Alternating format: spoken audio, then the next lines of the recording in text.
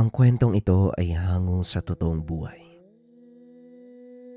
Mula ito sa isa nating kabayan na itago na lang natin sa pangalang Donel. Walang eksaktong taon, probinsya ng Capiz. Bilisan mo na, Don. Sumunod ka na sa katayan. Marami pa tayong gagawin. Wika ni Mang Felisardo. Opo, hinahasa ko lang po tong mga itak para mamaya tuloy-tuloy na po yung pagtatrabaho natin. Tugon ni Donel, o mas kilala bilang Dondon. Marami-rami ang katay natin ngayon, lalo pat magpepiesta. Ayokong maunahan tayo sa palengke. Pag-uusap ng dalawa. Simula pagkabata, si Mang Felisardo na ang tumayong ama ni Donel. 5 taong gulang nang iwanan ng mga magulang sa pangalaga ng matanda. Simula noon, hindi na ito binalikan ng ina. Sa edad na 17, ipinagbuntis nito si Donel. Hindi ginusto ng dalaga ang nangyari. Pinili nitong iwanan ang bata sa tahanan ni Mang Felisardo. Inako ni Mang Felisardo ang responsibilidad bilang ama. Pinalaki ang binata ng maayos. Pinag-aral. Hanggang sa makapagtapos ng sekundarya, pinili ni Donel na wag nang magpatuloy sa pag-aaral ng kolehiyo dahil tumatanda na rin si Mang Felisardo. Naisip nitong pag-aralan ang tanging pinagkukunan nila ng pangkabuhayan. Madaling araw pa lamang ay gising na si Donel. Inihahanda nito ang mga kagamitan sa kanilang bahay katayan. Malapit lang ito sa palengke, kaya walang kahirap-hirap niyang nadadala ang mga kinatay na karne ng baka at baboy sa pamilihan. Madalas si Donel na ang gumagawa ng trabaho. Nagpupunta na lamang si Mang Felisardo upang magbenta. Mabuti naman at nagawa mong tapusin ang paglilinis ng mga lamang loob ng baka. May kukuha nun mamayang tanghali, pero ako nang bahala. Sige na, umuwi ka na muna. Umidlip kahit ilang oras. Wika ni Mang Felisardo. Sige po, Lolo. Kumain na po ba kayo? Oo, kumain na ako. Pinagtira kita ng inihaw na tuyo. Alam kong umay ka na sa karning baboy eh. Oo nga po eh. Mantakin mo, sa loob ng ilang taong pagkakatay ng baboy, parang ayoko nang tignan ng nilutong karni. Sige ho mauna na po muna ako. Wika ng binata. Akmang aalis na sana ito nang may dumating na 2 kalalakian. Hindi nagustuhan ni Donel ang salubong ng mga ito. Hinawi ng pangkatang binata habang papasok sa pwesto ni Mang Felisardo. Aba, talaga nga naman oh. Sige na, Donel. Umuwi ka na. Ako nang bahala sa kanila. Wika ng matanda. Nakangiti pa ng nakakaloko ang isa sa mga kalalakian habang nakatitig kay Donel. Malaki na pala tong apo mo, Mang Felisardo. At mukhang matapang din Hoy, may bubuga ka ba? Baka naman puro hangin ka lang. Wika ng lalaki. Nagulat ang mga ito nang biglang ibagsak ni Mang Felisardo ang hawak na itak sa mesa. Huwag kang magkakamaling lapatan ng kamay ang apo ko. Sisiguraduhin ko, hindi ka na makakalabas ng buhay sa lugar na ito. Wika ng matanda. Biglang nakaramdam ng kilabot si Donel dahil parang ibang tao ang Lolo Felisardo nakaharap ng mga kalalakian. Maging ang mga ito ay napatras nang magsimulang humakbang paabante ang matanda. Kalma lang po, Mang Felisardo. Naparito lang po kami para kunin yung mga karne na binili ni Amo. Tugon ni Karyas. Kunin niyo ang dapat kunin.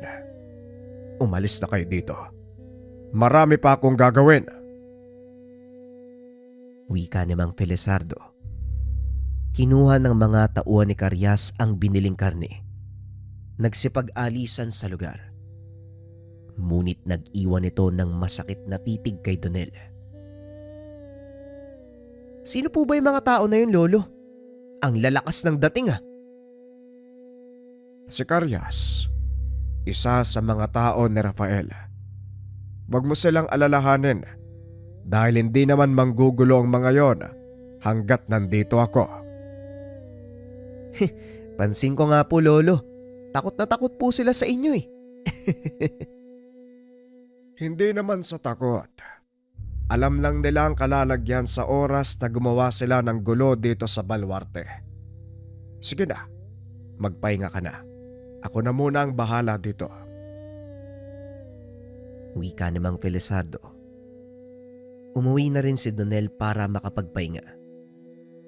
Pagsapit ng hapon ay nagising ito. Muling binalikan ng matanda sa pwesto. Saktong nagliligpit na ng mga gamit si Mang Felizardo. Ubus na rin ang kanilang kinatay para sa araw na yun. Mabuti naman, Lolo, naubos no?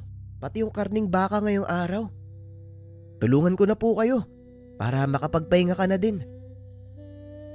Wika ni Donel. Wala kang dapat alalahanin. Ayos lang kahit magpuyat tayo ngayon. Wala namang katay bukas eh. Sasamahan mo ko sa kabilang bayan. Maghahanap tayo ng mabibiling baboy. Wala pong problema, Lolo. Alam mo yan, di ba? Gustong gusto kong pumunta sa bayan ng San Andres. Wika ni Donel. Habang nag-uusap ang mga ito, may dalawang lalaking dumating.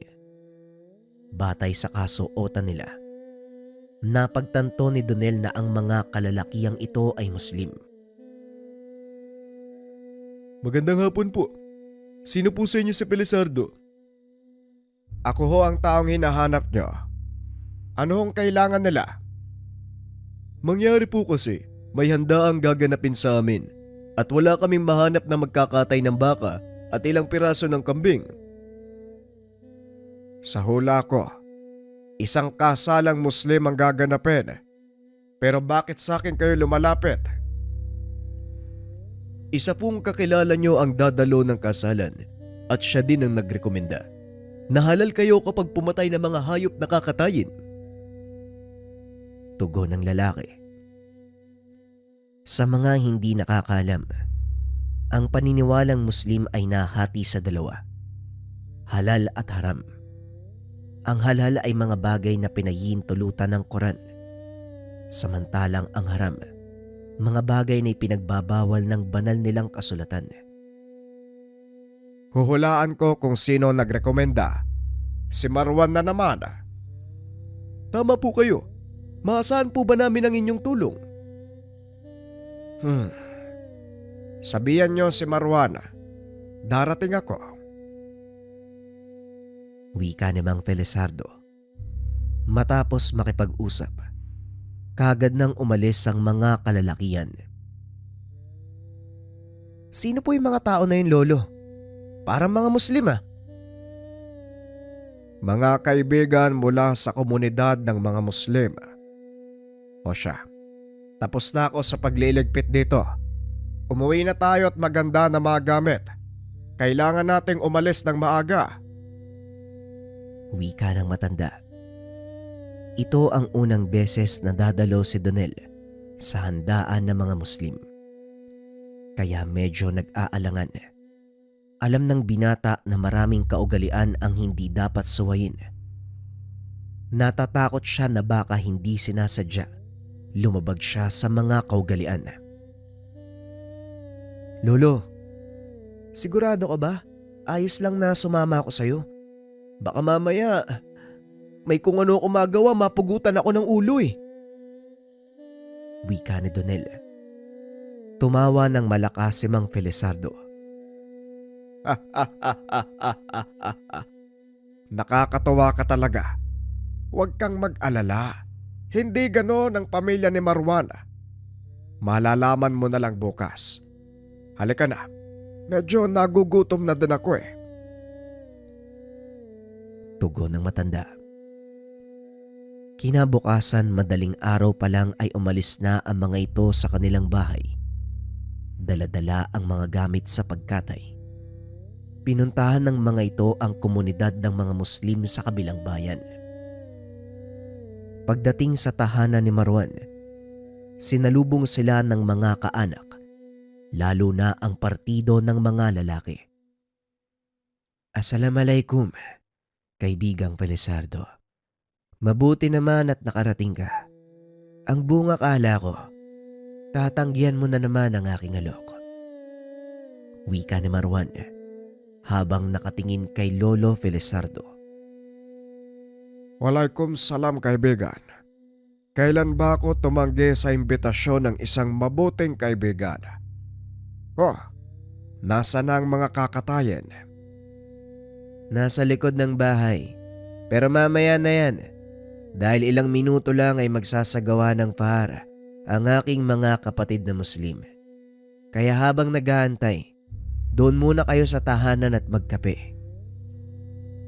Sige kaibigan. Nga pala si Donel, apo ko.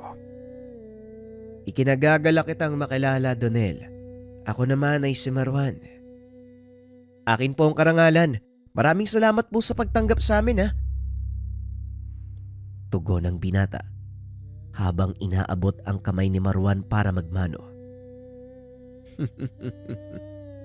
Napakagalang. Mahusay magsalita. Binabati kita, Felizardo. Napalaki mo ng maayos ang batang to. Halika na sa aming tahanan. Wika ni Marwan. Walang kalam-alam si Donel na sa mismong araw na yun, makikilala niya ng lubusan ang taong nagpalaki sa kanya. Habang nagkakape, nag-uusap si Mang Felizardo at Marwan. Ngunit hindi ito maintindihan ng binata dahil lingwaheng Malay ang ginagamit ng mga ito. Hinayaan na lang ni Donel. Ngunit may nabanggit si Marwan na nakaagaw ng atensyon ng binata. Ito ay ang katagang hantu na ang ibig sabihin ay aswang. Naalala ko pa ang mga panahon na yun, kaibigan. Grabe yung ginawa mo. Wika ni Marwan. Kagad namang sumingit si Donel dahil kahit papano may nalalaman din ito sa lingwahe. Teka, hantu? Hindi ba ang ibig sabihin nun aswang? Wika ni Donel. Napalingon sa kanya si Mang Felizardo at Marwan. Oh, Donel. Pinag-uusapan namin ang mga araw nung medyo bata pa ang Lolo Felizardo mo. Napadpad siya sa pinanggalingan kong bansa, doon sa Malaysia. Nagsanay ng lihim na karunungan ng lolo mo sa lugar na yon. Nang mga panahong yun, napakaraming hantu sa aming nayon. Kaya naman ginamit niya ang mga nalaman upang tugisin at patayin ang mga ito. Wika ni Marwan. Napatingin si Donel sa matanda na noon ay patuloy lang sa paghigop ng kape. Kung titignan ito, hindi mo masasabing may taglay na kakayahan ng matanda dahil medyo patpatin at halos nakayuko na kapag naglalakad. Ngunit naalala ni Donel nang minsang makita si Mang Felizardo, nagtanggal ng pang-itaas na kasuotan. Tadtad ng tattoo ang dibdib at likod nito. Mga letra at simbolong hindi niya maunawaan. Maraming taon na ang nakalipas simula nang mangyari yun at hindi na ito muling naulit. Matagal na panahon na yon, Marwan. Nagretiro na ako eh. Wika ni Mang Felizardo. Kung ganun, totoo pala yung sinasabi ni Mang Marwan? Talagang manunugis kayo ng aswang noon? Tanong ni Donel. Bigla namang naputol ang pag-uusap ng dalawa. Dahil nagpaalam si Marwan na aalis, kailangan niyang dumalo sa pagsamba. O siya, maiwan ko na muna kayong dalawa. Kailangan ko pang dumalo sa pagsamba. Pagtapos ng pagdarasal, magsisimula na ang pagkatay sa mga hayop na ihahanda sa piging. Sige kapatid, mag-aantay lang kami dito habang naghahanda. Tugon ni Mang Felizardo. Pag-alis ni Marwan, muling pinagpatuloy ni Donel ang pagtatanong. Lo, pwede niyo bang ibahagi sa akin? Paano kayo napadpad sa bansang Malaysia? Hindi ko alam ang tungkol dyan Wika ni Donel. Dahil alam ni Felizardo na patuloy lang siyang kukulitin ng apo. Wala na itong nagawa kung hindi ang magkwento. Kaunting pagbabalik tanaw. Nang mga panong ito, nasa edad 19 si Mang Felizardo. Nakatira sila sa isang pulunang Palawan na malapit sa bansang Malaysia. Pangingisda ang pangunahing pangkabuhayan ng mga tao roon. Ang binatang si Felizardo ay isa sa mga pahinante ng malaking bangkang pangisda. Ilang araw ang inilagi ng mga ito sa laot para manghuli ng iba't ibang isda, pati na rin ng lamang dagat. Nang hindi sinasadyang magkaroon ng aberya sa laot, sumabog ang kanilang makina, tuluyang lumubog ang bangka. Nagawang makaligtas ni Felizardo, ngunit sa kasamaang palad, nasawi ang 6 sa mga kasama nito. Maliban sa malakas na agos, napakarami ring pating sa lugar. Mabuti na lamang at nakasampa si Felizardo sa isang bahagi ng bangka. Ilang araw siyang nagpalutang-lutang sa karagatan bago mapadpad sa dalampasigan. Tinulungan ito ng ilang residente. Ang mga magulang ni Marwan ang siyang nangalaga sa kanya. Ilang araw na walang malay si Felizardo at nang magising ito, pilit siyang tinatanong ng mga tao, kaso nga lang walang maisagot ang binata dahil hindi nito maunawaan ang sinasabi ng mga ito. Kalaunan, nagbalik ang lakas ni Felizardo. Sa tulong ni Marwan, natuto ng salitang Malayang binata at sa bandang huli, nasabi nito kung saan siya nagmula. Nang mga panong iyon, walang malaking bangka sa lugar na maaaring magatid sa kanya pagbalik sa pinagmulan. Kaya kailangan nilang mag-antay ng mga tao mula sa Palawan na dadayo sa isla upang magbaba ng mga huling isda. Kaso nga lang ilang araw ang nakalipas, wala ni isa ang napadpad. Sa loob ng pananatili ni Felizardo sa lugar, natutunan nito ang kultura ng pamayanang kumupkup sa kanya. Nalaman ng binata na Islam ang relihiyong sinasamba ng mga taga roon. Ginalang niya ito. Ang ama ni Marwan ang tinuturing nilang pinuno dahil sa kakaibang taglay na kaalaman sa panggagamot.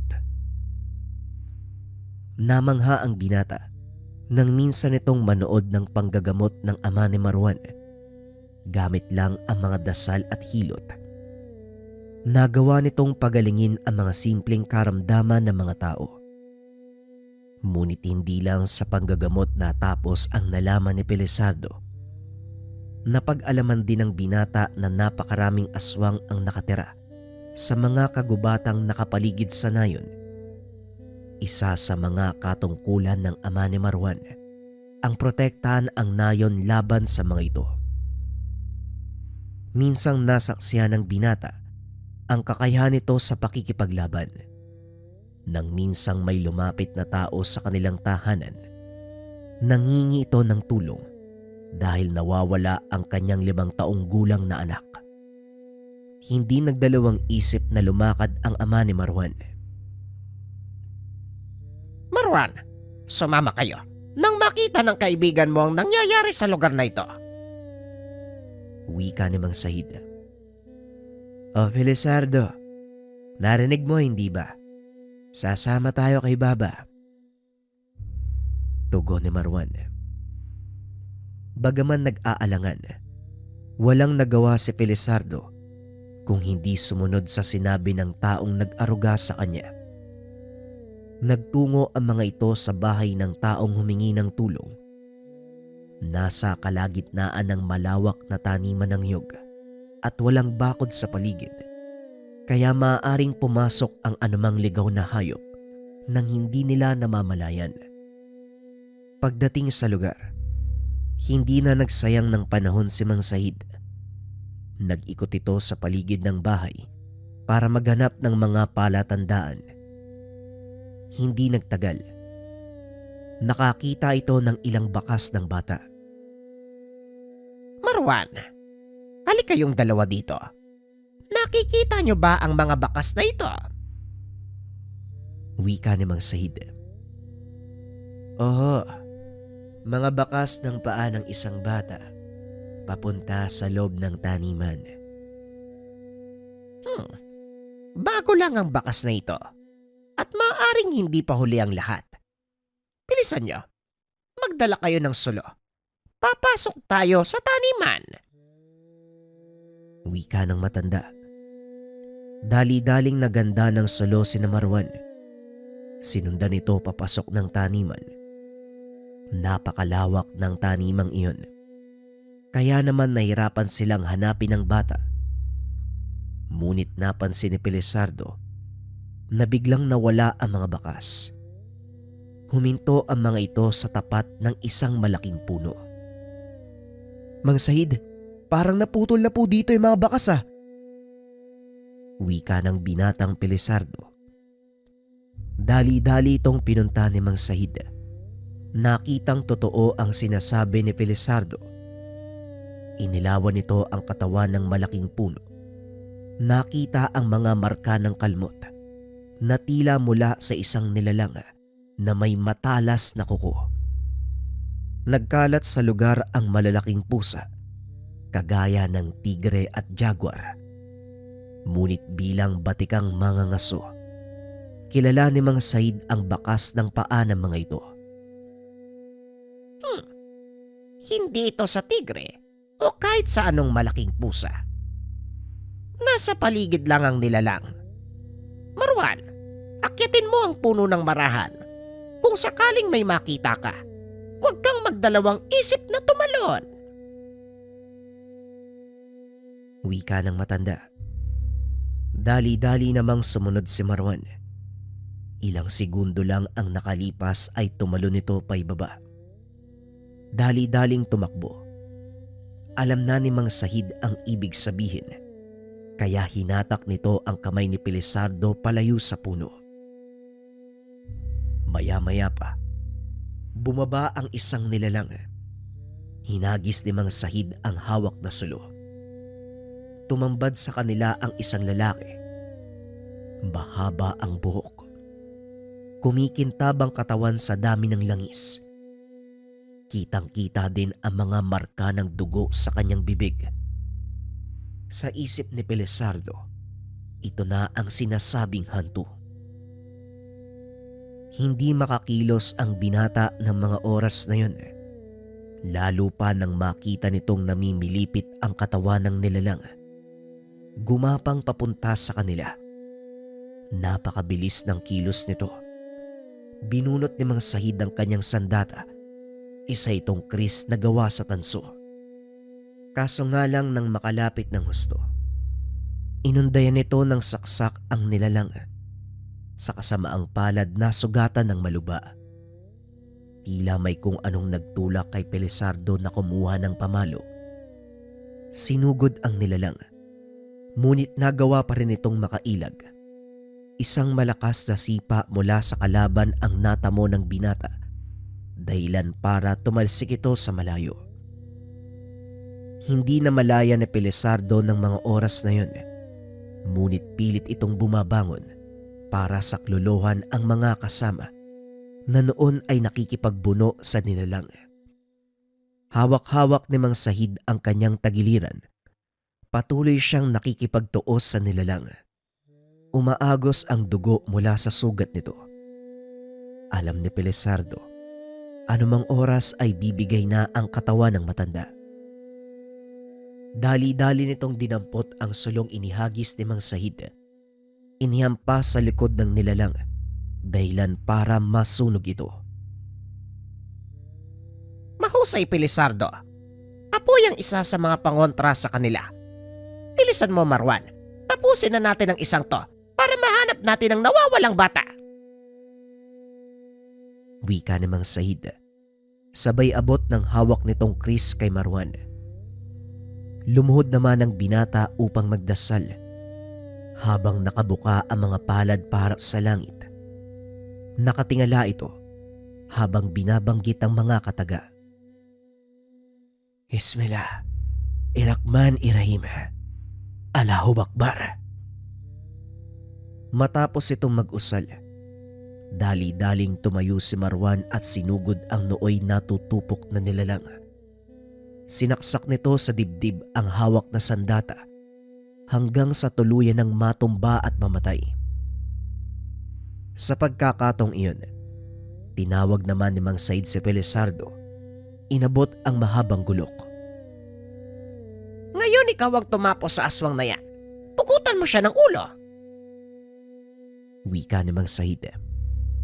Kinuha ni Pelizardo ang sandata. Walang pagdadalawang isip na pinugutan ng ulo ang aswang. Matapos ang laban, nagawa nilang mahanap ang bata. Nakasabit lang ito sa sanga ng puno at walang malay. Salamat naman nagawa nating iligtas ang bata. Pero nasugatan si Mang Sahid. Kailangan natin siyang dalhin sa ospital. Wika na Pelizardo. Huwag mong alalahanin si Baba. Kaya niyang pagalingin ang sarili niya. Kaunting pahinga lang. Gagaling si Baba. Wika ni Marwan. Nanlaki ang mga mata ni Pelizardo nang makita nitong wala na ang bakas ng kalmot ng nilalang sa tagiliran ng ama na para bang walang nangyari sa kanya. Mang Sahid, bakit nawala yung sugat mo? Saan napunta? Tanong ni Pelizardo. Ito ang isa sa mga lihim na karunungang tangan ko, Pelizardo. Walang nilalang ang maaaring makapatay sa akin o makapanakit. Halika na. Kailangan na nating umuwi. Aabutan tayo ng sala. Wika ni Mang Sahid. Sa mga hindi nakakalam, ang sala ay ang oras ng pagdarasal ng mga kapatid nating Muslim. Balik tayo sa kwento. Ang kaganapang iyon ay naging simula ng pagbabago ng buhay ni Pelizardo. Pinag-aralan nito ang kaalamang taglay ni Mang Sahid. Namanga ang matanda dahil sa loob ng ilang taon, nagawa nitong kumpletuhin ang pagsasanay nang hindi napapahamak o bumibigay ang pisikal na katawan. Alam mo ba, ilang taon akong nauna sa iyo, Pelizardo, pero naunahan mo pa ako na maperpekto ang aral. Wika ni Marwan. Huwag mong sabihin yan. Mas magaling ka pa rin kung ikukumpara sa akin. Tugon ni Pelizardo. Ito ang simula ng pagiging manunugis ni Mang Pelizardo. Sa halos kalahati ng buhay nitong pananatili sa lugar nila Marwan, nagawa niyang paunlarin ang kaalaman. Hanggang sa dumating ang pagkakataon para sa pamilya ni Mang Sahid, lumipat sila ng bansa. Sumama si Pelizardo. Ngunit hindi ito bumalik sa kanyang pamilya. Namuhay ito kasama si Mang Sahid at Marwan. Kalaunan natuntun siya ng mga kapatid. Kinumbinsing bumalik sa Palawan. Ngunit buo na ang pasya ng binata. Nanatili ito sa kanlungan ng mga Muslim at piniling mamuhay mag-isa. Pero sa kabila ng pag-iwas nito sa pamilya, hindi naman magawang tanggihan ni Pelizardo ang isang responsibilidad. Ito ay nang iwan sa kanya ang sanggol na si Donel. Balik tayo sa kasalukuyan. Ganun pala yung nangyari sa'yo, Lolo? Pero bakit mas pinili mong mamuhay kasama sila Mang Marwan? Hindi ba buhay pa yung mga kapatid mo? Tanong ni Donel. Iniiwas ko lang sa gulo ang aking mga kaanak. Donel, dahil sa pinili kong buhay, habulin ako ng mga elementong nais akong patayin upang pagigantihan. Wika ni Mang Felisardo. Isang angka ng malalakas na aswang ang nakabangga ng Lolo Felisardo mo sa probinsyang ito. Biruin mo, kakarating pa lang namin, may kaaway na kagad. Wika ni Marwan. Dahil sa sarap ng usapan ng dalawa, hindi na namalayan ng mga ito ang takbo ng oras. Tapos nang magdasal ang mga kapatid na Muslim, kasalukuyang inihahanda ang mga hayop na kakatayin. Pero Lo, sino po yung angkan ng malakas na aswang na nakalaban nyo? Tanong ni Donel. Naalala mo ba ang pangkat ni Karyas? Naglilingkod sila sa isang tao na nagngangalang Rafael. Masyadong magulo ang sitwasyon. Marami nang nadadamay ng mga panong iyon. Kaya pinili kong makipagkasundo. Wika ni Mang Felisardo. At ayon dito, ang kasunduang iyon, siya ang magbibigay ng pagkain sa pangkat, kapalit ng pananahimik ng mga ito at hindi pagpatay sa mga tao. Kaya pala pumupunta yung Karyas na yun sa inyo eh. Ngayon naiintindihan ko na. Tara Lolo sa labas. Mukhang natapos na sa paghahanda ang mga tao. Wika ni Donel. Hindi ito makapaniwala sa mga narinig na kwento. Mas lalong tumaas ang paghanga ng binata kay Mang Felisardo dahil nalaman nito ang nakaraan ng matanda. Pagdating sa likod ng bahay, sinimulan ni Mang Felisardo ang pagkatay sa mga baka gamit lamang ang maliit na kutsilyo. Hinawakan nito sa noo ang isa sa mga kakataying hayop. Dinasalan. Matapos ay walang pagdadalawang isip na binaon sa batok nito ang punyal. Tahimik na lumuhod ang baka hanggang sa malagutan na ito ng hininga. Matagal na panahon na itong nakikita ni Donel. Ngunit namamangha pa rin siya sa tuwing masasaksihan ang pamamaraan ng pagkatay ng matanda. Lolo, bakit ako? Pag kumakatay ako ng baka, kailangan ko pang hambasin ng maso sa ulo bago gilitan. Eh kayo, walang kahirap-hirap. Parang yung baka pa mismo yung nagbibigay ng buhay niya sa'yo eh. Respeto sa buhay ng mga nilalang Donel. Yan ang susi sa kapayapaan. Igalang mo ang kanilang kaluluwa at magpasalamat. Kusang ipagkakaloob ng hayop ang kanyang buhay para gampanan ang silbi nito sa mundo. Parang ang lalim ng sinasabi mo, Lolo. Pero naiintindihan ko naman. Kailangan mong magpaalam, 'di ba? Tama ho ba? Parang gano'n na nga. O siya, ikaw na ang bahalang magbalat sa mga baka. May ilan pa akong kakatayin. Wika ni Mang Felisardo. Nagpatuloy sa pagtatrabaho ang dalawa hanggang sa tuluyan ng matapos ang lahat ng kakatayin. Nagpapahinga ang mga ito habang kumakain ng meryendang inihanda ng asawa ni Mang Marwan. Hindi ka pa rin kumukupas, Felisardo. Napakahusay mo pa rin sa kahit anong larangan. Samantalang ako, kinakalawang na. Wika ni Mang Marwan. Habang nag-uusap ang mga ito, dumaan ang pangkat ni Karyas. Natigilan si Felisardo dahil biglang huminto ang grupo at tumingin sa kanya. Laking gulat ng matanda dahil nagpatuloy ito sa pagpasok at kahit harangin pa ng mga tao, hindi nagpapigil ang mga ito. Nandito ka lang pala, Tandang Pilisardo. Alam mo ba, kanina ka pa namin hinahanap sa kabilang bayan. O bakit? Anong kailangan nyo? Naibigay ko na ang parte ng amo mo. May pinapasabi si Amo at kailangan mo siyang makausap ng personal. Puntahan mo siya ngayon kung ayaw mong magkaroon ng kaguluhan sa lugar na ito. Wika ni Karyas. Tumayo si Mang Marwan at lumapit sa kanya. Anong problema? Bakit parang tinatakot mo ang mga bisita ko? Anong kailangan mo? O ikaw, huwag kang makialam dito ah. Baka ikaw pang… Hindi na nito naituloy ang sasabihin dahil biglang hinawakan ni Mang Pilisardo ang braso niya. Nakaramdam ng panlalamig si Karyas, dahilan para mapatras ito. Huwag kang manggugulo dito, Karyas. Mukhang nakakalimutan mo ang lugar nyo.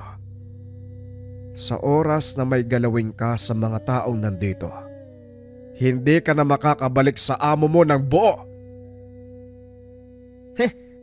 Matapang ka lang dahil protektado ka ni Amo at hindi kita pwedeng galawin. Pero sa oras na magkamali ka, pasensyahan tayo. Sabihin mo kay Rafael, pupunta ko. Lolo, sasama po ako. Gusto kong makita yung Rafael na yan eh. Hindi, Donel. Masyadong delikado para sa'yo ang lugar na yon. Huwag mo kong alalahanin. Hindi nila ako gagalawin. Tugon ni Mang Pilisardo. Ngunit sadyang mapilit si Donel. Sa pangungumbinsi naman ni Mang Marwan, wala itong nagawa kung hindi ang pumayag. Hayaan mong sumama ang binata nang makita niya kung paano mong ilulugar ang mga aswang na yan. Wika ni Mang Marwan. Nagpaalam na ang dalawa dahil tapos na ang kanilang gawain sa nayon. Nagpalit lang ng kasuotan si Mang Pilisardo at pinuntahan si Rafael. Pagdating sa tahanan nito, kaagad silang sinalubong ng mga tauhan sa pangunguna ni Karyas. Nag-aantay si Amo sa kanyang sala. Tumuloy na kayo. Wika ni Karyas. Naglakad ang dalawa papasok sa bakuran. Pag-akyat pa lang ni Donel sa atangan, kakaibang kilabot na ang bumalot sa kanyang katawan. Nakita nitong nakaupo ang isang matandang purong puti ang buhok. Maging ang balbas ay puti. Nakangiti ito habang nakatingin sa kanilang dalawa. Maligayang pagdating, Pilisardo.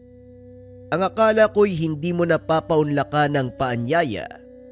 Maupo ka nang makapag-usap tayo ng maayos. Wika ni Rafael. Nakatayo lang sa likod ni Mang Pilisardo si Donel habang nakatitig ng diretsyo sa matanda. Hindi na, Rafael. Salamat sa paanyaya. Sabihin mo sa akin, ano ang sadya ng pagtawag mo? Nakita mo naman siguro ang dami ng bilang namin, hindi ba? Sa pagdaan ng panahon, nagkukulang na kami sa pagkain. Hindi na sapat ang bahaging binibigay mo. Alam mo siguro ang mangyayari kapag nakaramdam ng gutom ang mga kalahi ko. Wika ni Rafael.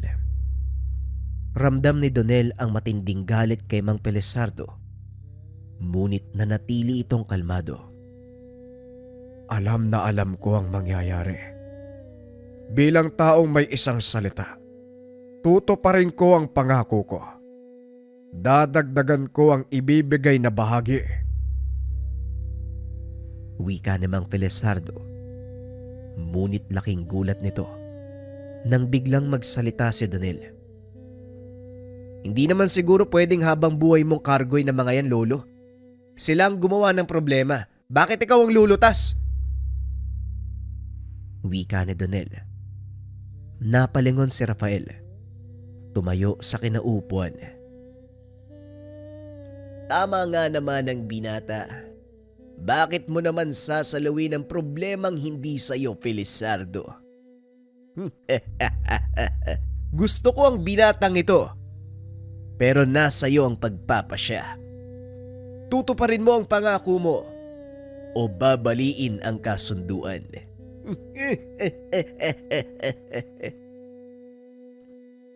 Wika ni Rafael. Matapos ay naglakad na ito papasok ng silid. Umalis na rin ang dalawa. Habang nasa daan, pinagsabihan ni Mang Felizardo ang apo. Alam mo ba kung ano ang ginawa mo, Donel? Nakasalalay dito ang kaligtasan ng nakararami. Nakita mo ba ang bilang nila? Sa tingin mo, kakayanin ko sila ng mag-isa sa edad kong ito? Alam ko naman po, Lolo, naiintindihan ko. Pero hindi pwedeng habang buhay sasaluin mo sila. Problema na nila kung wala silang makain. Hindi mo nga naiintindihan ng lahat. Hindi sila ang pinoprotektahan ko, Donel. Kung hindi ang mga tao. Pwede kong baliin ang kasunduan. Ngunit ang mananagot naman ito ay ang mga taong walang kamuwang-muwang. Kaya mas gugustuhin ko na ako na ang magsakripisyo kaysa merong mapahamak. Wika ni Mang Felizardo. Nakayuko lang ang binata. Napagtanto na tama ang sinabi ng matanda. Kalaunan, humingi ito ng tawad sa mga ginawa. Pasensya na po kayo, Lolo. Padalos-dalos ako sa pagsasalita eh. Naisip ko din, Lolo, tama yung mga sinabi nyo. Pero kailangan gawa ng paraan ng mga aswang na yun eh. Dahil sa malaot madali, mangyayari ang sinasabi ni Rafael.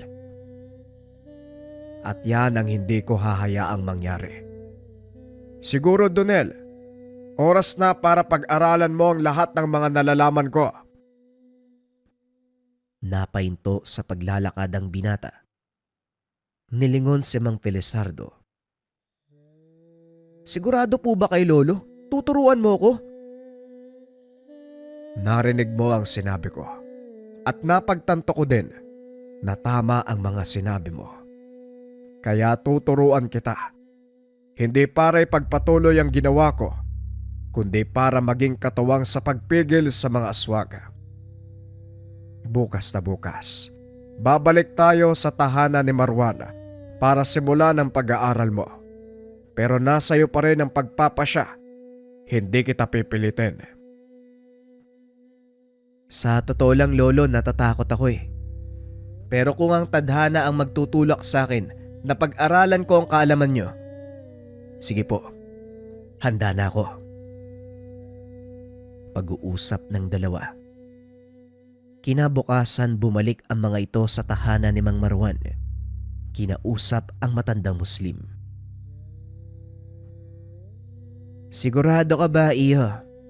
Sa oras na magsimula ka, wala nang atrasan. Ang totoo, may takot ako sa posibleng mangyari.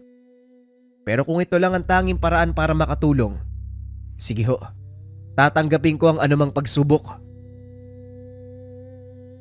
Kung ganon, maganda ka dahil ngayon mismo, sisimulan ko ang pagsasalin ng kaalaman ko sa'yo. Tanggalin mo ang iyong damit pangitaas. Wika ni Mang Marwan. Sinunod ni Donel ang utos nito. Nakaiga sa sahig. Naglalabas ng ilang lumang aklat si Mang Marwan, mga tradisyonal na gamit pang tattoo. Ang kaalaman na taglay ko ay hindi nakukuha sa pagsasanay, Donel. Ito ay sa pamamagitan ng mga dasal na inilalagay sa iyong katawan. Ngunit hindi lang ito nagtatapos sa pagtatato.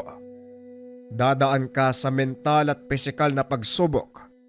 Dito malalaman kung magagawa mong paganahin ang kakayahan o magiging permanenteng mantsa lang ito sa iyong balat. Wika ni Mang Pelesardo.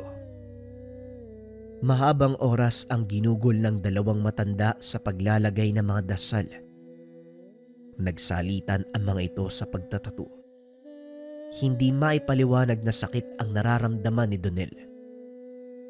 Napagtanto ng binata na hindi lang ito basta mga dasal, kung hindi makapangyarihang salita mula sa mga propeta at tagapaglikha. Ilang minuto ang nakalipas. Tuluyang bumalik sa uliratang binata. Tapos na din ang paglalapat ng tattoo sa kanyang katawan. Bagay na bagay sa maputi mong balatang maliliit na itim na guhit. Ngunit ngayon natin malalaman kung magagamit mo ng maayos sa mga dasal. Halika, tumayo ka at sundan mo ko. Wika ni Mang Pelesardo. Kagad namang sumunod ang binata palabas ng tahanan. Wala itong kalam-alam sa mga mangyayari. At habang naglalakad palabas, bigla itong inundayan ng taga ni Mang Marwan. Mabilis na nakailag ang binata, ngunit bahagya pa din itong nahagip ng dulo ng patalim. Anak ng Mang Marwan! Para sa naman yung... Hindi na naituloy ng binata ang sasabihin dahil naramdaman nito unti-unting nawawala ang sakit mula sa natamong sugat. Nang tignan niya, nanlaki ang mga mata ng binata dahil wala na ang sugat. Mukhang tinanggap ng katawan mo ang banal na salita. Mahusay. Ngayon masasabi kong handa ka na nga. Pero wag kang magpapakampante, Donel, dahil hindi pa sanay ang katawan mo sa ganitong pagbabago. Ilang araw ang kailangan mong gugulin bago mawala ang kakaibang pakiramdam. Wika ni Mang Pelesardo. Matapos ang pagsasali ng kakayahan, nagpatuloy lang sa normal na buhay si Donel. Namangha ang matanda dahil parang baliwala sa kanya ang mga karamdaman. Nagigising ito ng maaga. Masiglang ginagawa ang mga tungkulin sa katayan. Nagagawa pa nitong makapagbenta sa palengke. Nagtataka ako sa iyo, Donel. Wala ka bang nararamdamang kakaiba? At bakit parang normal lang ang kilos mo? Wika ni Mang Pelesardo. Meron naman po, Lolo, kaso hindi ko lang pinapansin. Itinutuon ko ang atensyon ko sa mga bagay na dapat kong unahin. Tugon ni Donel. Ganun ba? Mahusay kung ganon. O siya, magpahinga ka na. At bukas, maaga pa tayo magtatrabaho. Araw na ng merkado bukas. Wika ni Mang Pelesardo. Kinabukasan. Kakatapos pa lang ng pagkakatay ni Donel nang biglang magdatingan ang pangkat ni Karyas. Alam na nito ang pakay ng grupo, kaya kagad niyang inilabas ang bahaging nakalaan sa mga aswang. Magaling bata. Hindi ka na pala kailangan paalalahanan eh. Wika ni Karyas. Nakatayo lang si Mang Pelesardo sa sulok habang inaantay ang susunod na gagawin ng apo. Namnamin mo ang pagkain ng karneng yan dahil yan na ang huli mong pagkain. Tugon ni Donel habang hawak ang itak. Ito ang ginagamit niya sa pagputol ng buto ng baka. Nahinto sa pagngiti si Karyas. Lalo pa nang maramdaman nito ang kakaibang enerhiya na lumalabas sa katawan ng binata. Anong sinabi mo? Ang lakas ng loob mong magsalita. Bakit? Hindi ba... Natigil sa pagsasalita si Karyas Bigla siyang sinuntok ni Donel. Kailangan ko pa bang magsalita? Kunin mo na ang mga karneng yan. Umalis na kayo dito. Wika ni Donel. Dali-daling tumayo si Karyas habang isinasaayos ang panga na nawala sa pagkakaayos. Walang iya ka. Pagbabayaran mo ang ginawa mo sa akin. Tandaan mo, wag na wag kang maglalakad ng mag-isa. Wika ni Karyas. Habang naglalakad palayo, bahagyang humakbang si Donel. Tila nagulat naman si Karyas. Kumaripas ito ng takbo palabas ng bahay katayan. Mukhang natakot ng gusto sa'yo ang isang yun ah. Halika na, tatanghaliin tayo. Wika namang Pelesardo. Kanina pa pala nito pinipigilan ang sarili sa pagtawa. Ngunit alam din ni Mang Pelesardo na maaaring pagsimula ng problema ang ginawa ni Donel. Hindi nga ito nagkamali. Pagsapit ng gabi habang pauwi ang dalawa, galing sila sa palengke. Hinarang ang mga ito ng pangkat ni Karyas. Binalaan kita. Huwag kang maglalakad mag-isa pa uwi, di ba? Wika ni Karyas. Matapos ay bigla itong nagpalit ng anyo. Napatras ang binata. Hindi dahil sa natatakot ito, kundi para kumuha ng buwelo. Matapos ay isang malakas sa suntok ang pinakawala ni Donel, dahilan para magdugo ang ilong ni Karyas. Oh, wala naman akong sinabi na natakot ako sa banta mo. Pasensya ka na. Hindi ako kagaya ng lolo ko. Kung siya naawa sa mga taong maaari niyong idamay, hindi ako ganun. Wika ni Donel, sabay bunot ng itak na nakasugbit sa bewang. Muling sumugod si Karyas. Sinalubong naman ito ni Donel. Naglaban ang dalawa hanggang sa mapuruhan ng binata ang aswang. Makakarating kay amo ang nangyari. Siguradong pagbabayaran mo mga ginawa mo. Wika ni Karyas. Sa palagay mo, hahayaan ko pang makaligtas kayong lahat na nandito. Pasensya na. Tandaan niyo ang mukha ko para kung sakaling magkita tayo sa impyerno, kilala niyo kung sino ako. Wika ni Donel. Muling tumayo si Karyas. Sinugod ang binata. Akmang maglalapit na ang mga ito nang biglang makarinig si Donel ng sigaw. Tama na! Karyas, umatras ka. Kahit kailan, basagulero ka! Napalingon si Donel. Si Rafael ang nagsasalita. Sila ang nagsimula, amo. Sinugod nila kami habang naglalakad. Tugon ni Karyas. Nakita ko ang buong pangyayari. Ikaw ang nagsimula ng kaguluhan. Ipagpaumanhin mo ang asal ng aking tauhan, Pelesardo. Hindi na ito mauulit. Walang problema. Siguro naman, natutunan ng tampalasan mong alaga ang mahalagang leksyon. Ako na ang bahala sa lintik na yan.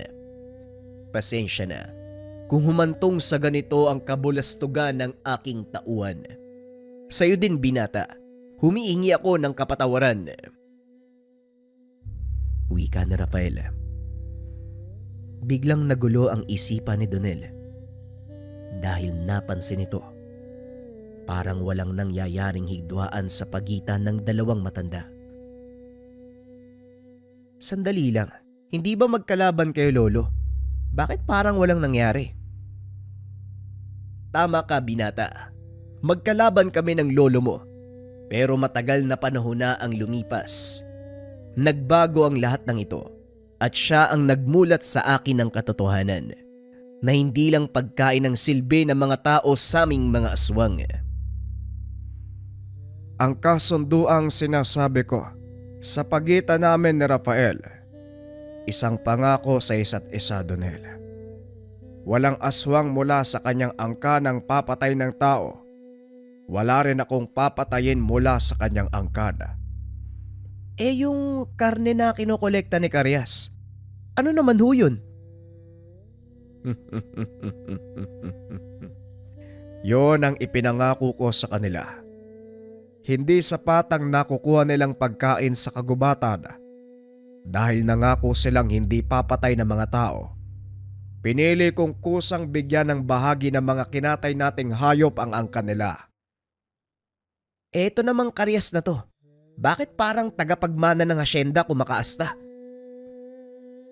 Kulang sa pag-unawa ang taong yan. Hanggang ngayon hindi pa rin niya matanggap na pwede palang mamuhay ang mga aswang at tao sa iisang mundo. Yan ang ipinakita sa akin ng iyong lolo. Wika na Rafael. Matapos ang pag-uusap na yun, umalis na sina Karyas. Hindi naman gaanong maluba ang sugat nito, kaya nagawa niyang mapagaling ang sarili. Sa paglipas ng panahon, tuluyang naunawaan ni Donel ang totoong tungkulin ni Mang Felisardo. Ito ay maging tagapamagitan sa mga tao at aswang. Ipinagpatuloy ng binata ang sinimula ng lolo hanggang isang araw. Huminto sa pagkolekta ng karne sina Karyas. Hindi nila nakitang palakad-lakad sa bayan nang bisitahin ni Donel ang tahanan ni Rafael. Sira-sira na. Umalis nang walang paalam ang mga aswang sa lugar. Walang nakakaalam kung saan sila napadpad. Sa hula ni Donel, mas minabuti nilang humanap ng panibagong lugar na titirahan. Dahil habang tumatagal, unti-unti nang nagiging moderno ang kapaligiran. Hindi na angkop ang kanilang uri sa makabagong mundo. Sa pagdaan ng panahon, patuloy sa nakasanayang buhay ang binata. Bagaman nag-iisa na lang ito, hindi naman naging malungkot ang buhay ni Donel. Nakapag-asawa ito ng isang babae mula sa nayon ni Marwan. Pinili ng binatang yakapin ang Islam at tuluyang mamuhay ng mapayapa sa bagong mundo. Sa kasalukuyan, isa ng imam si Donel. Hindi natin babanggitin ang pangalan niya sa Muslim dahil yon ang totoo niyang pangalan. Masaya itong nagpapalaganap ng aral ng Quran sa mga kapatid niyang Muslim habang patuloy na pinangangalagaan ang balanse sa pagitan ng mga aswang at tao. Hindi man naging malinaw ang totoong ikinamatay ni Marwan at Mang Felisardo, tumatak naman ang mga aral ng dalawang matanda sa kanyang isipan. Ipinasa ito ni Donel sa kanyang mga anak at mag-aaral. Maliban sa pagiging imam, naging guro din ito sa kanilang komunidad. Bukod sa aral ng Islam, itinuro din ni Donel sa mga ito ang kahalagahan ng buhay ng bawat nilalang at kung ano ang papel na ginagampanan ng bawat isa sa lipunan. Sa paglipas sa mga taon, nagsipaglakihan na ang mga anak ni Donel. Nagkaroon ng sariling mga buhay. Ngunit bitbit ng mga ito ang aral mula sa kanilang ama. Bagaman sa kasalukuyan, wala na si Donel. Nananatiling sariwa ang mga kwento nito sa puso ng kanyang mga anak. Ito rin ang dahilan kung bakit nakarating sa atin ang kanyang kasaysayan. Tungkol naman sa bahay katayan, tuluyan itong hininto ni Donel dahil sa pagyakap sa relihiyong Islam.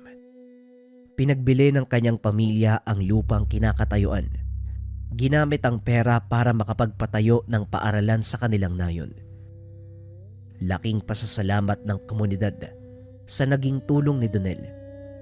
Dahil hindi lang sila nagkaroon ng butihing imam, nagkaroon sila ng butihing tagapagtanggol. Isang simpleng butsyero, naging tagapagtanggol ng mga mamamayan. Opinyon para sa kwento. Madalas, ito na yung nakakalimutan ng mga modernong tao. Lagi nating naririnig o nakikita sa mga nagbibigay ng komento, hindi totoo yan. Hala, naniniwala ka pa rin dyan? 2024 na, magte-2025 na, naniniwala ka pa rin? Sila yung mga tao na madalas nagpupunta sa mga manggagamot dahil nabibiktima ng mga nilalang o aswang. Madalas din, sila yung mga taong laman ng ating kwento na nabibiktima. Kagaya ng nabanggit sa kwento, yung mga aswang, nilalang o elemento mga kabayan. Lahat kasi sila nakikiangkop sa pagbabago ng mundo eh. Maaaring hindi na sobrang brutal yung imahe na makikita natin sa kanila, hindi na sobrang nakakatakot, o parang normal na tao na talaga sila. Pero yung pag-uugali, mga orasyon, yung aral sa paggamit ng lihim na karunungan, aktibo pa rin sa kanila mga kabayan. Nagiging matalino na lang yung mga yan sa paggamit ng lihim na karunungan upang hindi mabisto ng karamihan. Kaya may mga pagkakataon nakaka-encounter tayo ng mga hindi mapaliwanag na karanasan, hindi maipaliwanag na karamdaman. Sila mismo ang gumagawa nun mga kabayan. Kaya huwag kayong magpakampante. Makinig sa mga lokal, sa mga lugar na bibisitahin. Ang simpleng pagsunod o pakikinig, maaaring maging bunga ng malaking kaligtasan. Para sa inyong lahat mga kabayan, tandaan walang mawawala kung maniniwala ka. Hanggang sa susunod na kwento, paalam.